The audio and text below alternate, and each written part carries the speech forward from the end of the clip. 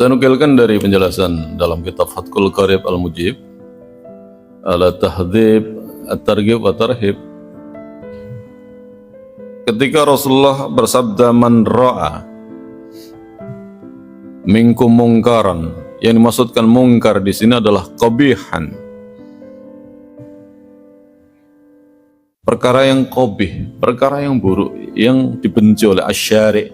Siapa asyari'? Yani Allah Subhanahu wa ta'ala. Baik itu wujudnya adalah fi'lan atau qawlan, wujudnya adalah perbuatan atau ucapan. Ini. Demikian juga perkara yang ma'ruf, itu adalah perkara yang sebaliknya, perkara yang dipuji, yang dicintai oleh asyari', yani Allah Subhanahu wa ta'ala, baik fi'lan atau qawlan.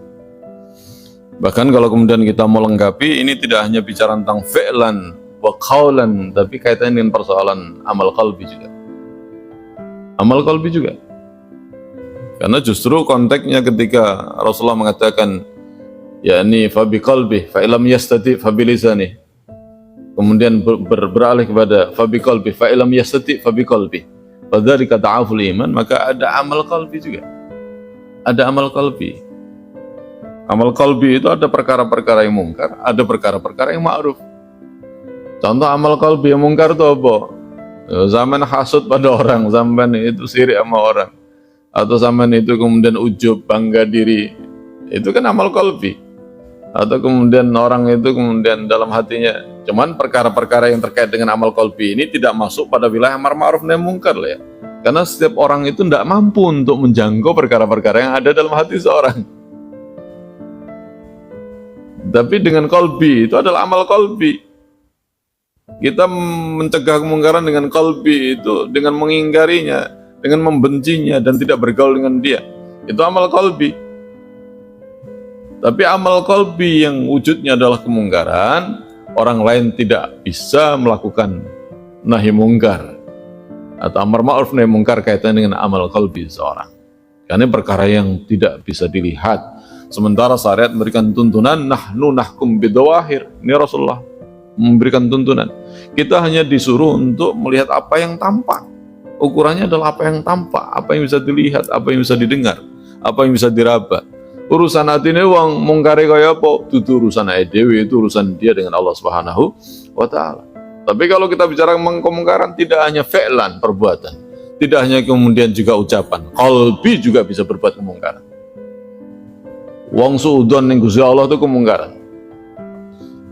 Orang putus asa dari rahmat Allah itu juga kemungkaran. Orang yang tidak mau bersyukur pada nikmat yang Allah berikan itu adalah kemungkaran. Amal qalbi ini. Dikasih berapapun dalam hatinya, saya kurang aja.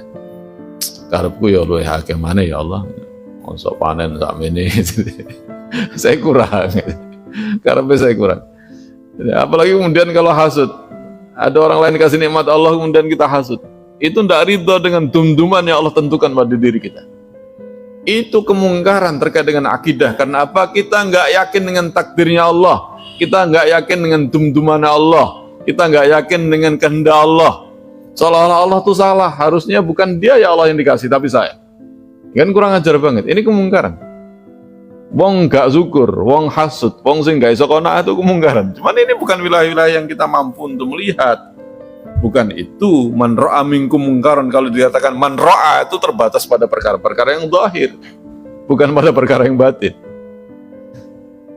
Nah, kalau kita kemudian batasi pada perkara yang zahir, maka itu larinya adalah pada perbuatan dan ucapan. Nah, perbuatan yang mungkar itu apa? Apa saja yang menyelisih syariat itu mungkar. Nah, syariat ini ada yang wajib, ada yang haram. Kalau yang wajib ditinggalkan, maka itu adalah kemungkaran. Kalau haram itu dia langgar, maka ini adalah kemungkaran.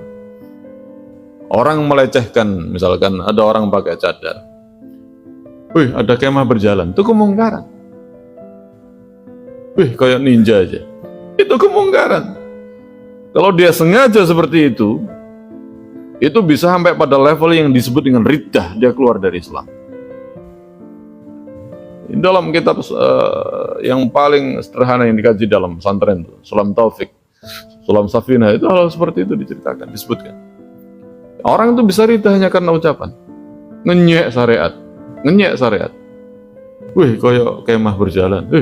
Koyo ninja macam-macam. Dengan hati melecehkan seorang. Itu bisa ridah. Ini kemungkaran. Itu kaul yang mungkar. Kaul yang mungkar. Banyak sekali.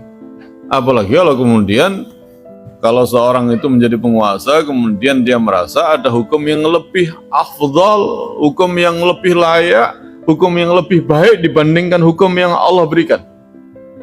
Maka ini berat sekali. Tidak ada yang lebih baik dari demokrasi, misalkan seperti itu. Tidak ada hukum yang lebih baik daripada hukum yang sudah tertuang dalam KUHP. Kalau orang meyakini seperti itu, maka ini kemungkaran besar bagi seorang. Maka bisa dikatakan orang-orang seperti itu adalah orang-orang yang disebut dengan tagut, melampaui batas, menjadikan diri mereka adalah Tuhan-Tuhan selain Allah Subhanahu wa Ta'ala.